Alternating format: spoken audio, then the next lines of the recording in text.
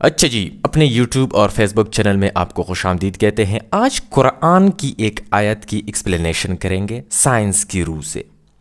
कुरान की एक सूरत है सूरतुल गाशिया, 88 नंबर सूरत है और 17 नंबर आयत है। अफला यंजुरून इलल इबिल कैफ खुलिकत, क्या ये ऊँटों की तरफ नहीं देखते कि ये किस तरह बनाए गए हैं? Don't they look at the camels how they are created. इस आयत के अंदर जाएंगे और इसमें थोड़ी सी तहकीक करेंगे कि ऊँट में ऐसी क्या खसूसियात है जिसकी इधर पे जिक्र हो गया है। इसके थ्रू जाएंगे ऊँट के पूरे फिजियोलॉजिकल कैरेक्टरिस्टिक्स की बात करेंगे। ऊँट में क्या ख़ास बातें हैं उनको डिफाइन करते हैं। उन खसूसियात में नहीं जाएंगे जो बाकी जानवरों में हैं, ना ऊँट की तारीख़ में जाएंगे, किधर से आया, किधर से पैदा हुआ। हमने जाना है स्पेशल कैरेक्टरिस्टिक्स, स्पेशल खसूसियात की तरफ। ऊँट के दो अक़साम हैं, तीन थे लेकिन अभी दो है। एक को बैक्टीरिया कैमल कहा जाता है, दूसरे को ड्रोमेडरी कैमल कहा जाता है। ड्रोमेडरी में एक उसके पुश्त पर जो उभरा हुआ हिस्सा होता है उसको इंग्लिश में हम ऑनवर्ड हम्प कहेंगे। हम्प ड्रोमेडरी ऊंट का एक हम्प होता है और बैक्टीरिया के दो हम्प होते हैं। इस तरह के ड्रोमेडरी कैमल, एक हम्प वाला कैमल ज्यादा है आजकल। 95% ऊंट जो है वो ड्रोमेडरी है। Now each part of the camel body has to be investigated in order to understand how it is made by Allah. ऊंट के जिस्म के हर हिस्से को इन्वेस्टिगेट करना है। ये चंद खसूसियात है जिनको हम थोड़ा थोड़ा एलेबोरेट करेंगे। बॉडी टेम्परेचर इसमें क्या है, वाटर कंजर्वेटिव प्रॉपर्टी जो कि बहुत बड़ा कैरेक्टरिस्टिक है ऊंट का, वो ये है असल में कि ये पानी की किल्लत में कैसा जिंदा रहते हैं। मेटिंग स्टाइल, मिलने का तरीका इसका डिफरेंट है।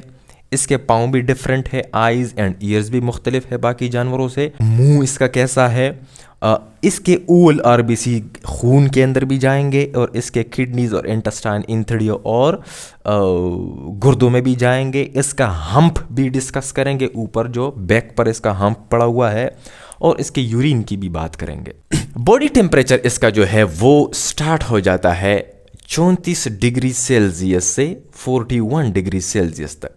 ऊँट की ख़ास खासियत है कि ये अपने जिस्म के दर्जे हरारत को चेंज करते रहते हैं। सुबह इसकी दर्जे हरारत और होती है, दिन को और होती है, शाम को और होती है।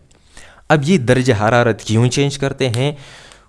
पसीने से बचाने के लिए खुद को। ऊँट पर पसीना नहीं आता, बहुत मुश्किल से पसीना आता है क्योंकि ऊँट ज़्यादातर सहरा में पाया जाता है, एक सहराई जानवर है। अब अगर इससे पसीना निकलता है तो इसके जिस्म के अंदर पानी की किल्लत होगी। इससे पसीना तब निकलता है जब इसके जिस्म का दर्जे हरारत इससे ऊंचा हो जाता है।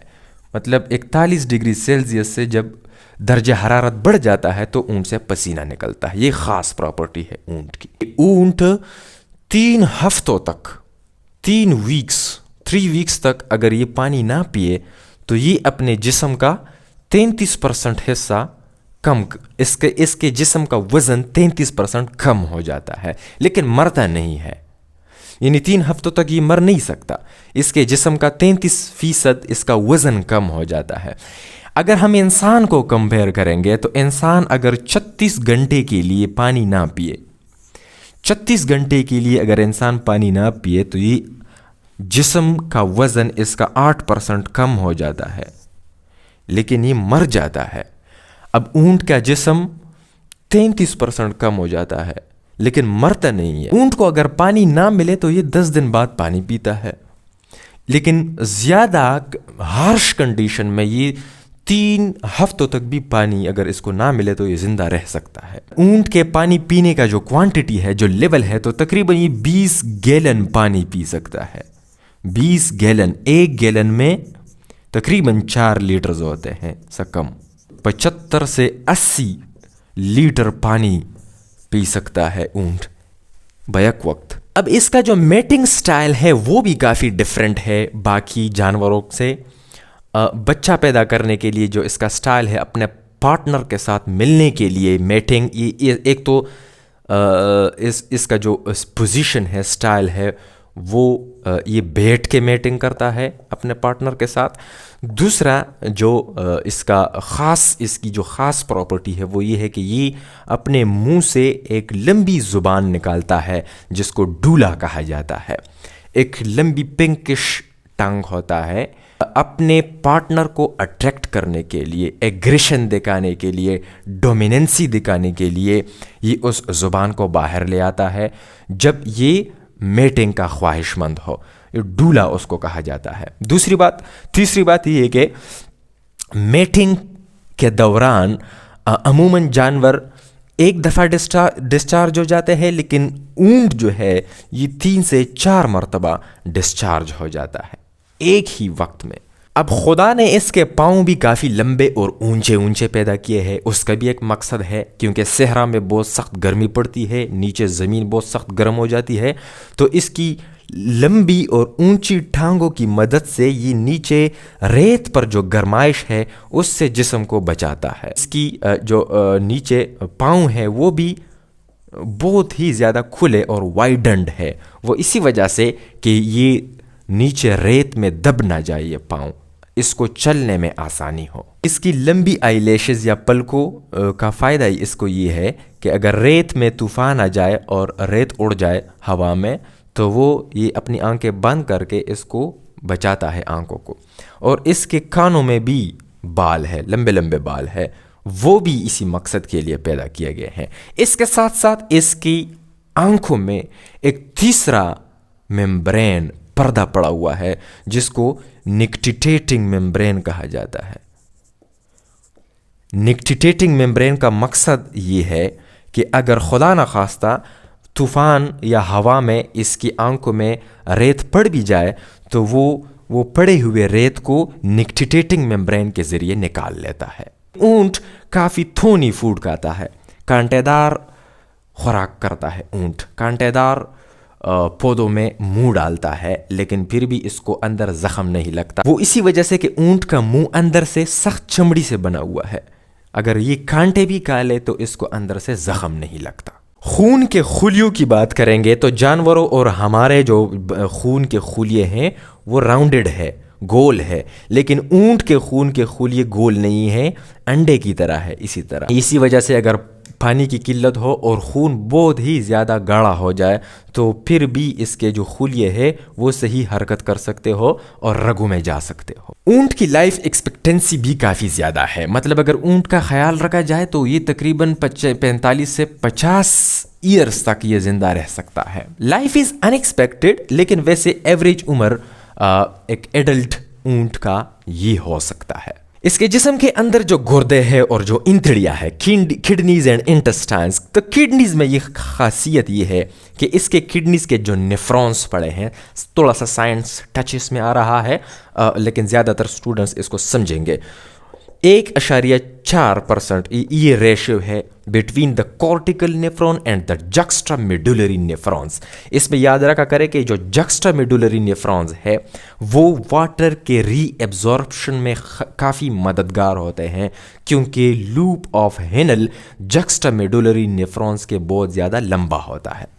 तो इसका अगर लूप ऑफ हेनल लंबा है जक्स्ट्रा मेडुलरी नेफ्रॉन्स के, और जक्स्ट्रा मेडुलरी नेफ्रॉन 4 गुना ज़्यादा है इसके गुर्दे के अंदर। 1 गुना अगर कॉर्टिकल नेफ्रॉन्स है तो 4 गुना जक्स्ट्रा मेडुलरी नेफ्रॉन्स है। तो इसका मतलब ये है कि इसके गुर्दों से पानी को ज़्यादा रीअब्जॉर्प्शन मिलती है। That is just because of the juxtamedullary nephrons. अब चूंकि पानी बहुत ज़्यादा रीएब्जॉर्ब हो जाता है खुराक से और इसके गुर्दों के अंदर, तो इसका जो पेशाब होता है, जो यूरिन होता है, वो काफ़ी गाढ़ा हो जाता है, क्योंकि खुदा ने इसको बनाया इसी तरह है कि इसको पानी की किल्लत से बचाया जा सके, इसके जिस्म के अंदर पानी की कमी ना आ जाए। तो अगर इसके पेशाब में ज़्यादा पानी निकलेगा तो इसके ब्लड में यानी खून में पानी कम पड़ जाएगा। अब आते हैं हम्प की तरफ। तो हम्प, जिस तरह वो मैं ये चीज़ डिस्कस कर रहा था, डूंगा हम्प, पुराने ज़माने में कहा जाता था कि ऊंट इतना ज़्यादा पानी जब पी लेता है तो ये सारा पानी हम्प में, इस डूंगा में स्टोर कर लेता है। ऐसी कोई बात नहीं है, इस हम्प के अंदर सिर्फ चर्बी पड़ी हुई है, फैट्स पड़े हुए हैं, और यही फैट्स है जो कि ऊंट को जिंदा रखने के लिए इसी तरह इधर पड़े होते हैं। अगर ऊंट को खुराक ना मिले 10-12 दिन के लिए, 15 दिन के लिए, हफ्ते 2 हफ्ते के लिए, तो ये फिर इसी फैट्स को, इसी चर्बी को इस्तेमाल करता है बतौर खुराक, और अपने स्टारवेशन पीरियड में ये इन्हीं ज़ख़ीरे से ख़ुद को ज़िंदा रखता है। यूरिन की बात तो हमने कर ली, इसका बहुत गाढ़ा यूरिन होता है, और इसके साथ साथ जो बड़ा वाला पेशाब होता है उसमें भी पानी बहुत ज़्यादा कम होता है, and that faeces can directly be use as a fuel. तो ये थी कुछ मोटी मोटी बातें, इसमें बहुत सी बातें हैं लेकिन वक्त की किल्लत की वजह से हम वो बयान ना कर सके। इसी वजह से खुदा ने फरमाया है, don't they look at the camels how they are created अफला यंजुरून इलल इबिल कैफ खुलिकत, क्या तुम ऊंटों की तरफ नहीं देख रहे हो कि ये किस तरह बनाए गए हैं? That is just because of these properties. और ऊंट को एक साबिर जानवर कहा जाता है, एक बहुत ही साबिर जानवर है।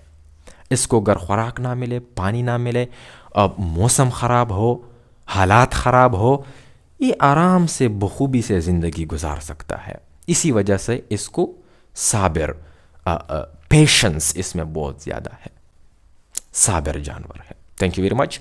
पेज को सब्सक्राइब कीजिए एंड इसको फॉलो कीजिए। Thank you very much.